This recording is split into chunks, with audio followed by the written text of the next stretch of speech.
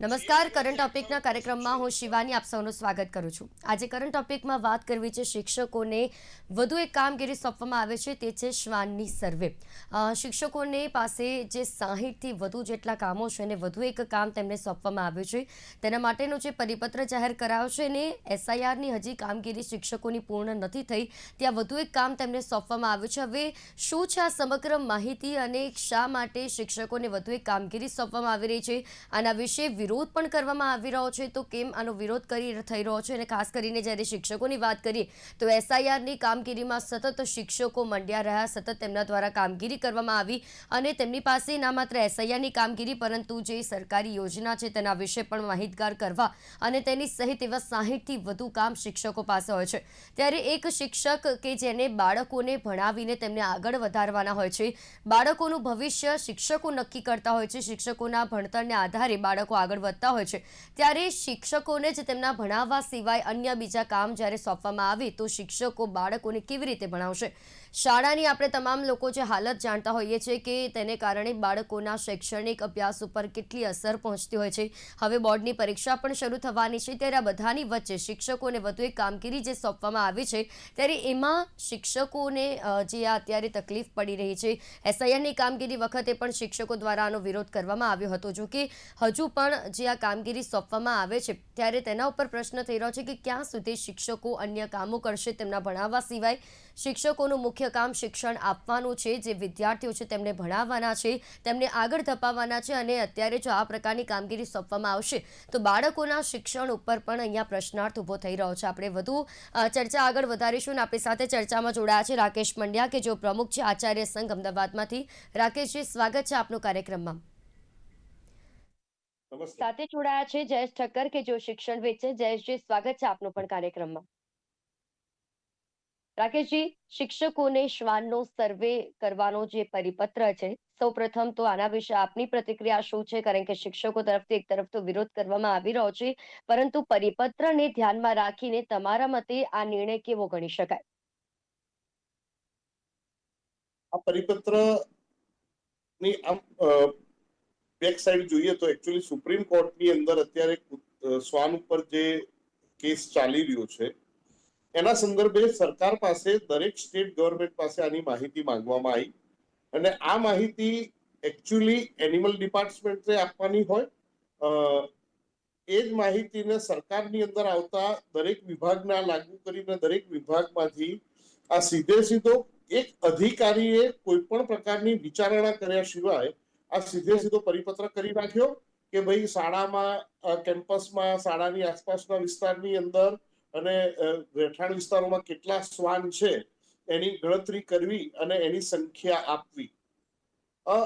આ જોઈએ તો બહુ જ એમ કે અભણ માણસને પણ ખબર પડે એવી વાત છે કે ભાઈ કૂતરા ગણવા એનું કામ એ શિક્ષકનું નથી. આજે દુઃખ સાથે કહેવું પડે છે કે સરકારની અંદરથી ઘણી બધી આપે જ આપણા માધ્યમથી કીધું કે 60 પ્રકારની કામગીરી. હવે આ 60 પ્રકારની કામગીરી શિક્ષણ સિવાયની જે શિક્ષકોને સોંપવામાં આવે છે, એટલે આપણા દેશની અંદર શિક્ષણનું કેટલું અવમૂલ્યન સરકાર દ્વારા થઈ રહ્યું છે. આજે શિક્ષકની ગરિમા શોભે નહીં એવા કાર્યો પણ આજે આ શ્વાન કક્ષાનું કાર્ય જે ખરેખર ફોરેસ્ટ ડિપાર્ટમેન્ટમાં પણ તમે જુઓ તો ફોરેસ્ટની અંદર માત્ર 8 પાસ થયેલા માણસો આ કામ કરતા હોય છે અને એની ટ્રેનિંગ આપ્યા પછી આ કામ થતું હોય. આજે આવું કામ એક પરિપત્રના માધ્યમથી માત્ર જ્યારે આ જાહેર થાય છે એટલે સૌથી પહેલી તો અમને શરમ આવી રહી છે કે આજે અમારી શું આટલી ખરાબ ગરિમા છે? તો શું ગુજરાતમાં શિક્ષણની કોઈ કાર્ય થતું જ નથી? ગુજરાતના શિક્ષકો શું અભ્યાસ કરાવતા નથી?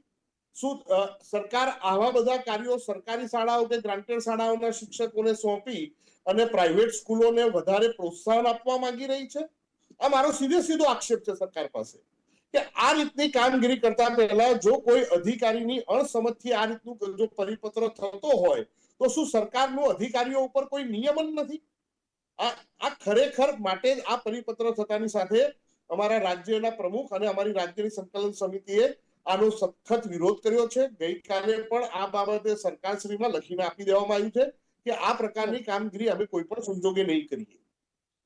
એટલે આ ખરેખર ગુજરાતના શિક્ષણ જગત નહીં ગુજરાતની તમામ પ્રજાને કે જે શિક્ષકને એક બાજુ આપણે ગુરુ વંદના કરાવડાવીએ છીએ, જેને આપણે એમ કહીએ છીએ કે ભાઈ એને એક દેવ સ્થાન આપવું જોઈએ, અને આજે એ જ દેવ સ્થાનને આપણે કયા કાર્યમાં જોડી રહ્યા છીએ? આના માટે ગંભીરતાથી વિચારવા વાળું સરકારમાં શું કોઈ બચ્યું નથી હવે? આ મુદ્દાને સરકાર વિચારે કે ન વિચારે, હું મારા મીડિયાના મિત્રોને કહું કે તમે હવે તમારી પાસે જ અમારી એક અપેક્ષા છે કે તમે શિક્ષકની ગરિમા, આજે ગામ હોય ત્યાં ગાડી પ્રોબ્લેમ હોય, 2-5 જગ્યાએ કંઈક પ્રોબ્લેમ હોય તો આપણે એને ઉજાગર કરીએ છીએ કે શિક્ષકે આવું કર્યું, શિક્ષકે આવું કર્યું, શિક્ષકે આવું કર્યું.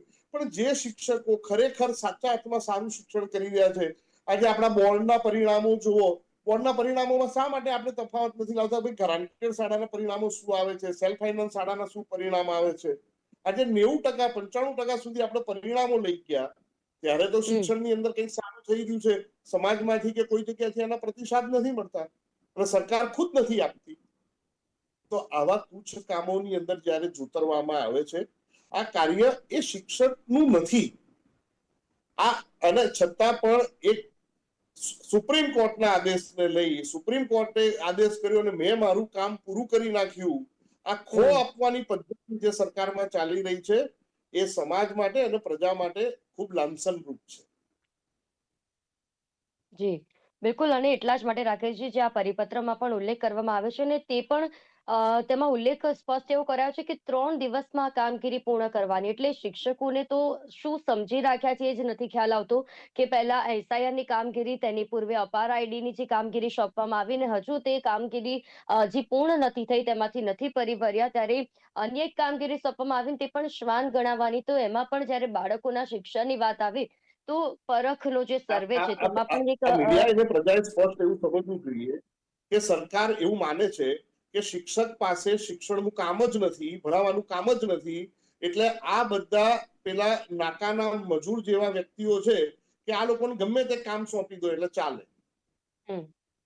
સમાજની અંદરથી પણ કોઈ આના બાબતે શિક્ષક જ શા માટે બોલે?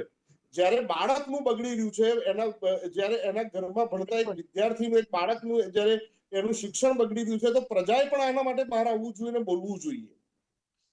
આજે અમે બોલીએ છીએ ત્યારે એવું લાગે છે કે આ લોકોને કામ કરવું નથી, અમે સ્વાર્થી પ્રજા તરીકે સાબિત થઈએ છીએ.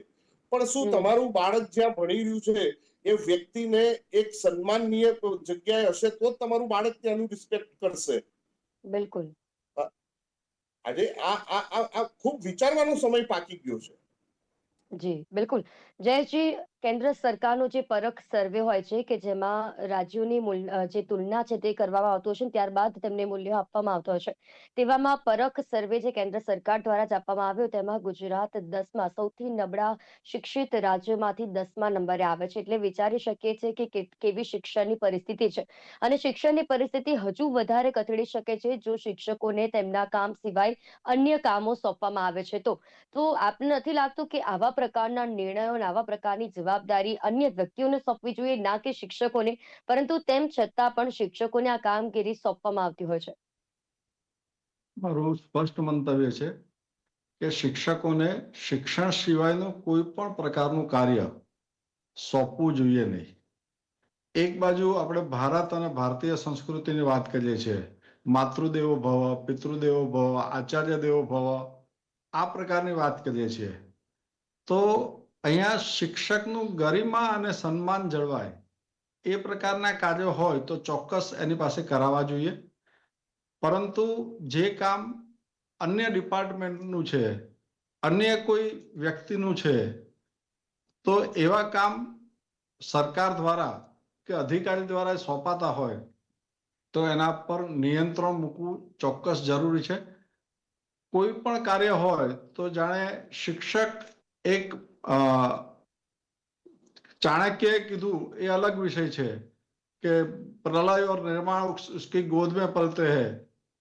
જ્યારે શિક્ષકમાં ખરેખર પરિવર્તન લાવશે ત્યારે ચોક્કસ પ્રકારનું પ્રલય અને નિર્માણ પણ કરવાની શક્તિ શિક્ષકોની અંદર છે જ, તો એ શક્તિ બહાર આવશે. અહીંયા ગુજરાતના શિક્ષકો એટલા સારા છે કે જ્યારે જે પ્રકારનું કામગીરી સોંપી છે ત્યારે સારી રીતે કરીને બતાવ્યું છે. અને રાકેશભાઈએ કીધું એ પ્રકારે સારું પરિણામ પણ લાવીને બતાવ્યું છે. તો સારું પરિણામ લાવે છે, સારું અને એ પણ વર્તમાન સમયની અંદર માધ્યમિક શિક્ષણ બોર્ડની પરીક્ષા જ્યારે શરૂ થવા જઈ રહી છે ત્યારે શિક્ષકો એ વિદ્યાર્થીઓને સાચવે, વિદ્યાર્થીઓની માનસિકતાને સાચવે, વાલીની માનસિકતાને સાચવે. વાલીના પણ ઘણા બધા ફોન અને બાકીનું આવતું હોય છે આચાર્ય ઉપર, શિક્ષકો ઉપર, કે વિદ્યાર્થીઓને વિવિધ પ્રકારની સમસ્યાઓ છે. રાત્રે સૂતો નથી, પૂરતું વાંચી શકતો નથી. આ બધી એની જે સમસ્યાઓ છે એનું નિરાકરણ લાવવાના એક તરફના પ્રયત્ન હંમેશા શિક્ષણ જગતમાં શિક્ષકોના રહ્યા હોય છે. શિક્ષક હંમેશા હકારાત્મક દ્રષ્ટિએ રહી અને વિદ્યાર્થીઓ સાથે સમન્વય સાધી અને સારું નાગરિકત્વ, ભારતીય નાગરિક નિર્માણ થાય એની પ્રક્રિયાની અંદર શિક્ષકનો સિંહ ફાળો હોય છે.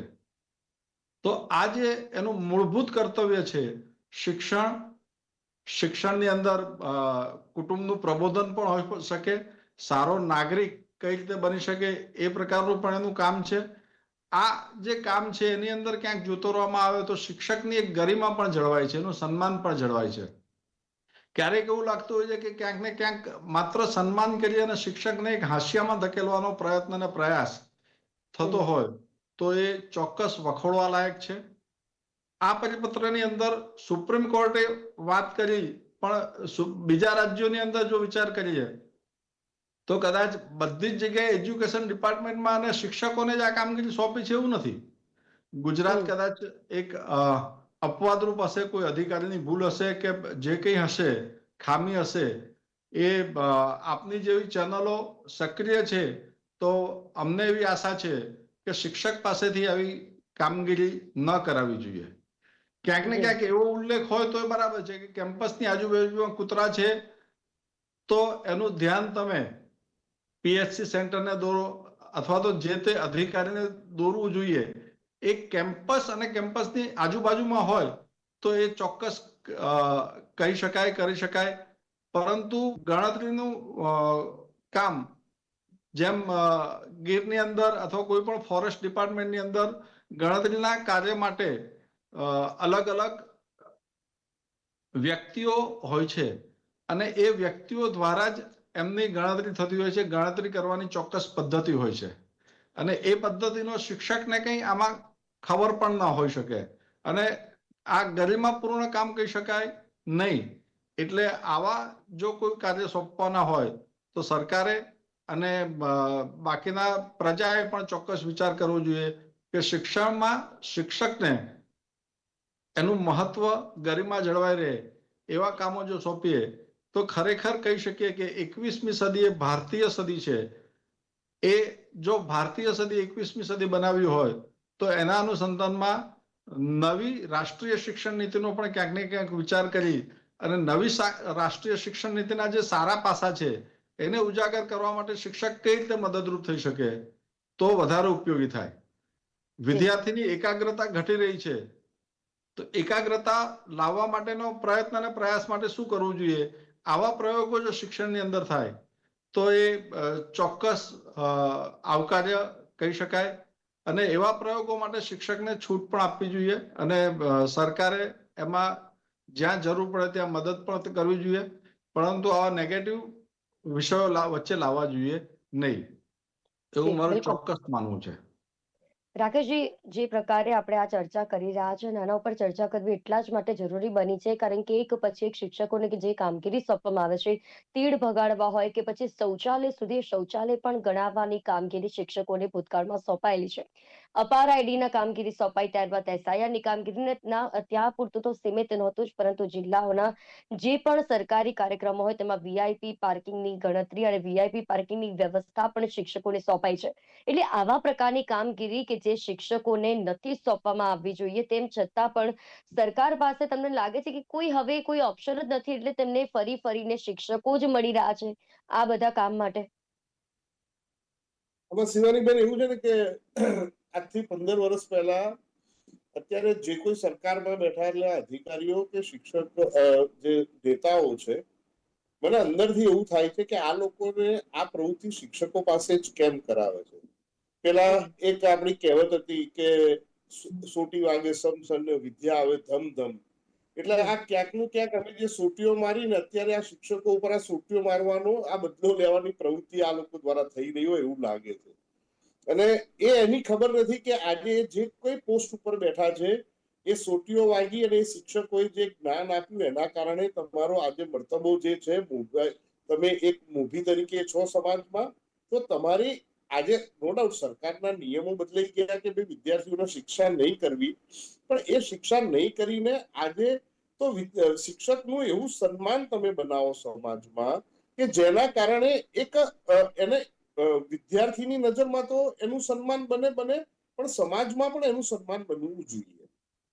આજે આપણે સરકારમાં અમે જોઈએ છીએ કે કોઈ શિક્ષકે ક્યાંક કોઈ ખોટું કાર્ય એનાથી થઈ જતું છે, પણ ઓવરઓલ એક મનુષ્ય છે, પણ એ મનુષ્યને પણ જયારે એક કામમાં ક્યાંક ભૂલ થાય તો સરકાર દ્વારા જ એને એટલા મોટા રીતે પ્રદર્શિત કરવામાં આવે છે કે સમાજમાં એનું સ્તર ઘટતું જાય છે. હું તમને યાદ કરાવું કે જયારે બનાસમાં તીડ ભગાવવાની વાત હતી ત્યારે તીડ ભગાવતી વખતે થાળીઓ લઈને શિક્ષકોને દોડવાનું, તીડ ભગાવવાના, આ બધી વખતે એ વખતે પણ અમારો ખૂબ વિરોધ હતો કે આ શિક્ષકનું કામ નથી. અને છતાંય સરકાર એની અંદર ઘણા બધા દિવસ સુધી એ કાર્ય કરાવડાયું. શિક્ષક આજે એક એવી પરિસ્થિતિમાં છે કે ભાઈ એ માણસ એ નોકરીમાં આવી ગયો છે ત્યાંથી એ બેક થઈ શકતો નથી. એટલે છે આજે એવા દાખલાઓ બનવા માંડ્યા છે કે હાલમાં જ છેલ્લા 2 વર્ષની અંદર નવા આવેલા શિક્ષકો જે એકચ્યુઅલી શિક્ષણ માટે આવેલા એને એના કામગીરી કરવાના કારણે એ લોકોએ રાજીનામા આપીને પાછા જતા રહ્યા કે અમે બીજું કરી લઈશું પણ આ કામ નથી કરવું. હવે આ જે કાર્ય પદ્ધતિ આખી બની રહી છે, સરકાર પાસે ઓલરેડી અત્યારે આપણું તો ગુજરાત એટલે આખા ભારતમાં એક વિકસિત રાજ્ય છે. આપણે ભારતના રોલ મોડલ છીએ, તો રોલ મોડલ જે હોય એના ત્યાં આવી ગંભીર ભૂલો તો ના જ થવી જોઈએ. અને ના થવી જોઈએ એના માટે સૌથી મોટું નિયંત્રણ સરકારનું ના કર્મચારીનું નહીં પણ નેતાઓનું હોવું જોઈએ. તો આપણા સરકારમાં રહેલા જે નેતાઓ છે એને કયા અધિકારી કયા પ્રકારનો પ્રચાર કરી રહ્યા છે, કયા પ્રકારના પરિપત્રો કરી રહ્યા છે, એમાં શું શિક્ષણની કે સમાજની ગરિમાઓ ક્યાંય લાંછન રૂપ તો નથી બનતી ને. આનું જોવા માટે સરકારના નેતાઓએ ખૂબ ધ્યાન રાખવું જોઈએ. અને ક્યાંક આ ધ્યાન નથી રખાતું એના કારણે જ આવા કામ આવતા હોય છે. ઘણી બધી વાર સરકારમાં અમે રજૂઆત કરવા જઈએ છીએ ત્યારે એવું થતું હોય છે કે અધિકારીએ પરિપત્ર કરી નાખ્યો, હવે જો એને પાછો ખેંચવાનો જાય તો સરકારનો અને અધિકારીનો ઈગો બની જતો હોય. એટલે એ થઈ ગયેલો પરિપત્ર હવે પાછો થાય નહીં. બાકી જયેશભાઈએ કીધું એ પ્રમાણે બહુ સાચી વાત છે કે NEP 2020 ની અંદર રાષ્ટ્રીય શિક્ષણ નીતિની અંદર સ્પષ્ટપણે 3.5 એવું લખેલું છે કે શિક્ષકને શિક્ષણ સિવાયના અન્ય કોઈ કામગીરીમાં જોડવા નહીં. આ NEP ની અંદર હોવા છતાં પણ NEP નું સરેઆમ ઉલ્લંઘન થઈ રહ્યું છે. પણ હવે જયારે સરકાર પોતે ઉલ્લંઘન કરતી હોય તો બચવા ક્યાં જવું? આપણે વિરોધ કરવામાં આવી રહ્યો છે, જે તમારા દ્વારા જે શિક્ષકો દ્વારા વિરોધ કરાઈ રહ્યો છે, અગાઉની પણ કામગીરી ઉપર વિરોધ કરવામાં આવ્યો હતો, પરંતુ આ વિરોધનું કોઈ પરિણામ આવે છે, કોઈ સારું પરિણામ આવે છે કે જે વિરોધ કરાયો છે તે કામ જે આપવામાં આવ્યું શિક્ષકોને તે કામ શિક્ષકો પાસેથી લઈ લેવામાં આવ્યું? હવે જે આ શ્વાનનો વિરોધ કરવાનો જે આપણે મુદ્દો છે ને ખરેખર આ મુદ્દો ઉઠવો જોઈએ, આના ઉપર વિરોધ કરવો પણ જરૂરી છે કે કારણ કે આ શિક્ષકોનું કાર્ય નથી. શ્વાનની ગણતરી એ શિક્ષકોની કામગીરી નથી. તેમનું કાર્ય ફક્ત ને ફક્ત બાળકોને શિક્ષણ પૂરું પાડવું છે. વિરોધ જે કરાઈ રહ્યો છે તેનું કોઈ એવું પરિણામ આપવામાં આવી રહ્યું છે, તેનું કોઈ એવું સારી પ્રતિક્રિયા અપાય છે કે આ કાર્ય જે છે તે શિક્ષકો પાસેથી લઈ લેવામાં આવશે, તેમને નહીં સોંપવામાં આવે, એવી કોઈ પ્રતિક્રિયા સરકાર તરફથી અપાઈ? શિવાનીબેન, હા બોલો રાકેશભાઈ. જી રાકેશભાઈ. હા, ગઈકાલે આ બાબતે અમે પત્ર સરકારશ્રીમાં જમા કરાવી દીધો છે અને તમામ જિલ્લાઓની અંદર સ્પષ્ટપણે કીધું છે કે ભાઈ આ કામગીરીનો બહિષ્કાર કરવાનું અમે સામૂહિક રીતે તમામ સંઘોએ સાથે મળીને નક્કી કર્યું છે. એટલે સરકાર આ પરિપત્ર કરનારની સામે જે કોઈ પગલા લે, આ પરિપત્ર પાછો ખેંચાવડાવે તો એ ખૂબ સારી વાત છે. પણ આ રીતની કામગીરી અમે આ વખતે નથી કરવાના એ પણ બહુ સ્પષ્ટ વાત છે. અત્યાર સુધી SIR હોય કે કોઈ પણ હોય એને રાષ્ટ્રીય કામગીરીના નામે ક્યાંક અમને દબાવવામાં આવતા કે ભાઈ આ રાષ્ટ્રીય કામગીરી છે અને રાષ્ટ્રીય કામગીરીનો તમે વિરોધ ના કરી શકો એમ કરીને પણ બધું કરાવવામાં આવતું હતું. પણ હવે રાષ્ટ્રીય કામગીરીની વ્યાખ્યાઓ અમે બધાને જણાવીશું કે ભાઈ રાષ્ટ્રીય કામગીરીઓ શું છે, ઇમરજન્સીની કામગીરીઓ શું છે, પણ એને એ માત્ર એકલા શિક્ષણ ઉપર જ રાષ્ટ્રીય કામગીરી અને ઇમરજન્સી ના હોઈ બિલકુલ. શકે. જી જયેશજી, જો આ જ પ્રકારે શિક્ષકોને એક પછી એક કામ જો શિક્ષણ સિવાયના સોંપવામાં આવ્યા તો બાળકોના ભણતર ઉપર આની કેવી અસર પહોંચી શકે છે? કારણ કે શિક્ષકો પણ હવે થાકી રહ્યા છે અને એ દિવસ દૂર નથી કે જ્યાં અત્યારે માત્ર એવી ગણતરીની શાળાઓ છે કે જ્યાં એક શાળામાં ફક્ત એક જ શિક્ષક છે, પરંતુ એવો સમય પણ દૂર નથી કે જ્યાં શાળામાં શિક્ષક ભણાવવા માટે પણ જવા માટે તેમની મંજૂરી નહીં હોય, તે ભણાવવા જવા માટે પણ તૈયાર નહીં હોય. કારણ કે એક પછી એક જો આવી કામગીરી સોંપાઈ તો શિક્ષકો એમનું જે ભણાવવાની કામગીરી છે તે છોડી દેશે અને બાળકો જે શિક્ષણથી વંચિત પણ રહી શકે છે. સમય દૂર નથી, તો તેના માટે આપનું શું કહેવું છે? ચોક્કસ કે શિક્ષકોને શિક્ષક સિવાયની કામગીરી સોંપવી જોઈએ નહીં. આ નવી રાષ્ટ્રીય શિક્ષણ નીતિની અંદર પણ ઉલ્લેખ છે. આ વખતે આ પરિપત્રમાં એક સારું એ છે કે સમાજમાંથી એક લોકજુવાળ ઊભો થાય અને એ આપની જેવી ચેનલો દ્વારા અને મીડિયા દ્વારા જોવા મળ્યું છે કે પરિપત્રની બીજે જ દિવસે તરત જ એની હાઇલાઇટ થયું કે શિક્ષકને કૂતરા ગણવાની કામગીરી સોંપવામાં આવી છે, એનો વિરોધ થયો. બાકીના લોકો દરેક સંઘોએ પણ સામૂહિક રીતે વિરોધ કર્યો છે. એટલે જ્યારે સમાજમાંથી આ પ્રકારના વિરોધ ઊભા થતા હોય છે તો એ ચોક્કસ ટાળી શકાતા હોય છે. સરકારે પણ એની પર ચોક્કસ વિચાર કરવો પડતો હોય છે. ખાલી પરિપત્રમાં પેલો કરે કે ભાઈ કેમ્પસની આજુબાજુનો હોય ને કોને જાણ કરવી એનો નંબર આપી દીધો હોય તો એ કદાચ શક્ય બને. પણ એવું પણ શું કામ કરવું જોઈએ જ્યારે સરકાર પાસે બીજું આટલું મોટું તંત્ર છે, આટલા બધા કર્મચારીઓ છે, માત્ર શિક્ષણ વિભાગ અને એમાં પણ જ્યારે બોર્ડની પરીક્ષા આવી રહી છે, બોર્ડની કામગીરીમાં જ્યારે શિક્ષકો જોડાયેલા છે, વિદ્યાર્થીઓની માનસિકતા સાચવવાના વિષયો છે, એવા સમયમાં આવા પરિપત્રનો ચોક્કસપણે વિરોધ હોઈ શકે અને આવી કામગીરીથી શિક્ષકોની ગરિમા જળવાય એવું દેખાઈ નથી રહ્યું. એટલે શિક્ષકોની ગરિમા જળવાય એ પ્રકારના કાર્ય હોય તો શિક્ષક ચોક્કસ કરે. રાષ્ટ્રીય કંઈક પ્રશ્નો હોય અને એના પ્રશ્નોનું નિરાકરણ લાવવાનું છે તો નિરાકરણ શિક્ષક જ લાવી શકે છે. શિક્ષક પાસે એક ક્ષમતા છે. કોઈ પણ રાષ્ટ્રીય પ્રશ્નો હશે તો એનું નિરાકરણ શિક્ષણ સિવાય કોઈ નહીં લઈ શકે. પરંતુ આ એવો રાષ્ટ્રીય પ્રશ્ન નથી અને કૂતરા ગણવા અને બાકીનું કામ કરવું એ શિક્ષકની ગરિમા માટે થોડુંક હાનિપૂર્ણ બનતું હોય એવું ચોક્કસ લાગી રહ્યું છે. અને આપને અને આપની ટીમને પણ અભિનંદન કે આવું એક ચર્ચાનો વિષય બન્યો અને ચર્ચાના વિષય દ્વારા એક સમાજની જાગૃતિનું કામ પણ કરી રહ્યા છો. એના માટે ફરીથી ખૂબ ખૂબ અભિનંદન.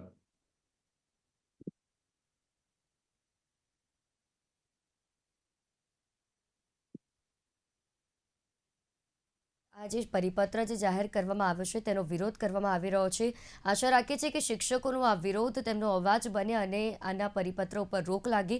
કારણ કે શિક્ષકોની જવાબદારી જે છે તે ફક્ત બાળકોને ભણાવવાની છે અને આવી જ રીતે જો કામગીરી સોંપાશે તો બાળકોના ભવિષ્ય ઉપર પણ સવાલ ઊભો થાય છે. માટે શિક્ષકોને તેમની કામગીરી જે છે તે સોંપવામાં આવે તેવી આપણે આશા રાખી શકીએ અને આવી રીતે જ બાળકોનું જે શિક્ષણ છે તેના ઉપર કોઈ પણ પ્રકારની અસર ના પડે. કારણ કે શિક્ષકોનો ફક્ત અને ફક્ત જવાબદારી બાળકોને ભણાવવાની છે, ના કે બીજા અન્ય કામો કરવાની.